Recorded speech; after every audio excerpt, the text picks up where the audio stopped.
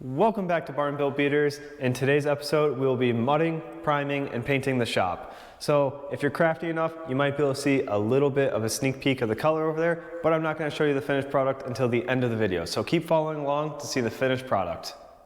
Before we start today's video, be sure to hit that subscribe button so you don't miss future content. And if you like today's video, be sure to hit the like button so I keep making more videos. We have two buckets of mud here, a green top and a blue top, and I have absolutely no idea what the difference is, besides color obviously, because they are both all-purpose mud. I am going to be using both of them because sometimes I'm able to get the green top, other times I'm only able to get the blue top, so I get what I can get. With mudding, you have a couple of tools. I have 4 of them. We have a corner trowel, probably can guess what that's for, it's for the corners. We have a big blade. This is to do the second and third coats. We have a, say, 5 or 6 inch blade. This is for the first coat to put into the crack in the wall, as well as to cut the tape. And then last but not least, we have a bucket. This keeps all the mud in there. Well, let's get into mixing.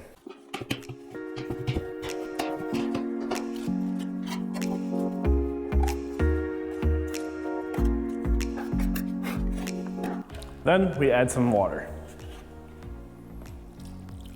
Ooh, that was a bit much.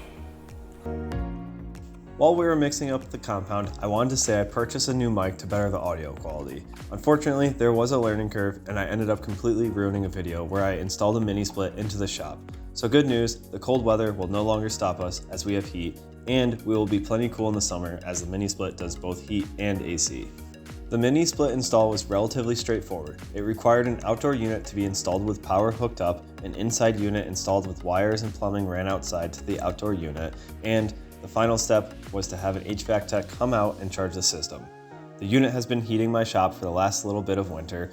Fortunately, the weather did get super cold for a few days, down into the low teens, and my mini split was able to keep up. Fast forward to this video, and unfortunately that learning curve also carried on into this video and partially ruined this one too. This video starts partway through the process, but don't worry, you didn't miss anything too interesting. Well, that looks pretty well mixed up, so let's climb onto a ladder and start mudding.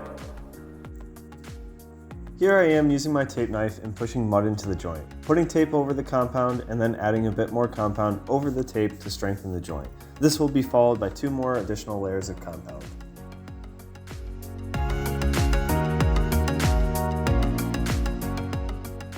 Day number 4, we're back out here doing some more drywall. Some of the stuff that we did last time unfortunately cracked. I think I might have applied it a little too thick. We're just gonna spread some more compound over it. Hopefully it fills in all the grooves. When we sand, we don't see them. If we do, I guess we'll have to fix it then. We ran out of mud last time, so I got some more.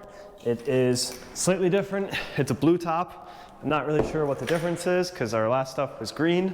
This is also all-purpose from the exact same company, so we'll see what happens. We did a second coat from the garage door over there, all the way around, up and down, over to the corner there. So I'm just doing the horizontals and then I'll come back and then do the verticals. I don't know if it'll help me out, but I figured I'd give it a try and see if I like doing it that way. I started on this wall over here. Notice how textured it is. Over on this wall, it's definitely improved. Obviously, more room to improve there as well, but it's definitely much better. So I'm definitely getting a feel of the blades and how to skim it correctly, or as close to correctly as I can do. So it's kind of fun to see my progress improve. I tried doing a corner as well, so only as high up as I could reach, just like I've been doing. As I put the mud into the wall, just like you would normally. A little bit more difficult to get it into the crack. The only difference is the tape. You gotta fold it in half and smear it with mud just like you normally would, and feather it out a little bit. Figured I'd try this with just the normal 4 or 5 inch blade, whatever that is, and instead of buying a corner trowel. And I think this way is actually working good enough, so I think I'm gonna save some money and not buy a corner trowel. Well, we started doing the corners with just the tape blade, and although they didn't turn out bad, they're definitely not as good as using a corner trowel. So as you can tell, I'm leading up to, I bought a corner trowel, and to me, it's worth the money, but some people don't like it. We are wrapping up for today. I finished up 3 of the corners where the wall meets the ceiling. I just have 1 more left to go, and that would be this wall over here. I might wait until the truck is out of the way, that way I don't potentially scratch the bed, or I might press my luck and see. Before I head inside, I wanted to show you guys how my skills improved throughout this project. I'm not done, so I'm sure it'll get even better as we progress. But here, it's very lumpy and not very well mixed is what I think is the issue, and I'm sure I put it on way too thick. But we'll see how it sands out, and if it doesn't turn out well, we'll just apply another layer and then sand that.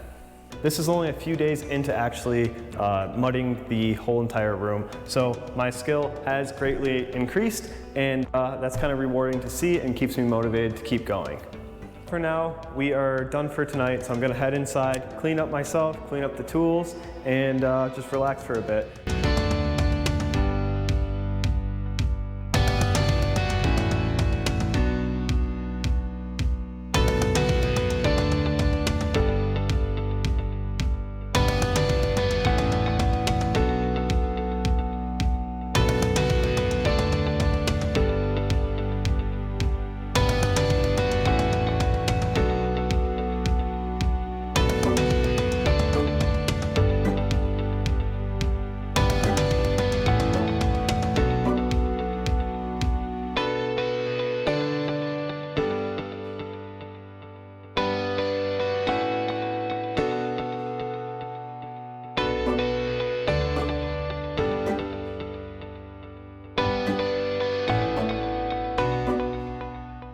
I'm really excited to finish this wall because that means we can actually get some color in here. I got primer last night and a gallon of paint.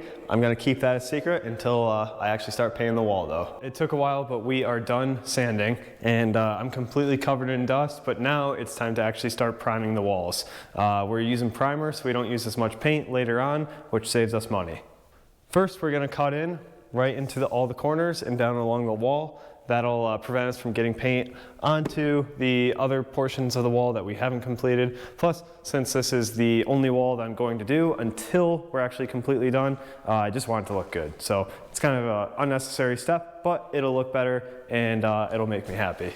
We have 2 new tools to help us speed things up with painting and priming. First is a corner brush. I used to be a blue taper, but now with this tool, I barely ever use blue tape. The second tool is right here. I just picked this up, a roller brush, just like you would normally see, but this part that I'm holding actually fills up with paint, so you don't ever have to keep going back and reloading the brush. So we'll see how it does, and hopefully it works well enough for me to recommend it to you guys. So I'm gonna try this out.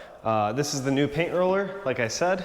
Fills up with paint in here. That way you can just keep rolling and not really have to stop and refill. So we got our filler right here. This part clips onto the bucket.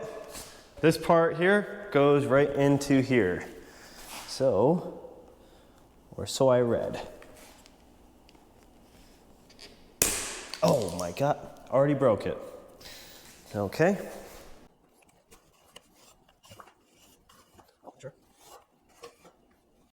We will be pouring more paint or primer into the tray, and then we're gonna be rolling it. So that tube where you pull the paint in didn't work at all, which blows my mind. But anyways, we got a new solution, and it's the tried and true method that probably everybody has done once in their life. So we're gonna be rolling it, dabbing it back into the roller bucket, I guess you call it, and just keep going. So I know that works, and I'm ready to see some color.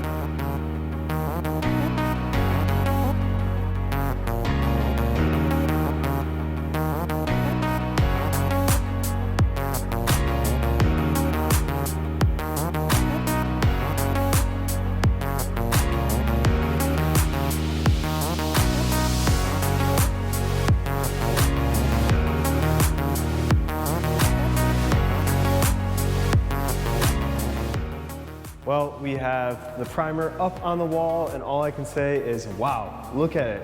Completely changes the wall, and honestly, even just this gives me the motivation to keep going and not cut corners, slack off, or whatever else for the rest of the shop. Overall, I think the wall turned out really, really good, and I'm really happy. We've given this enough time to let it fully dry. It isn't cured, but I've painted when paint isn't fully cured, and it's turned out just fine, so I'm applying that same concept here.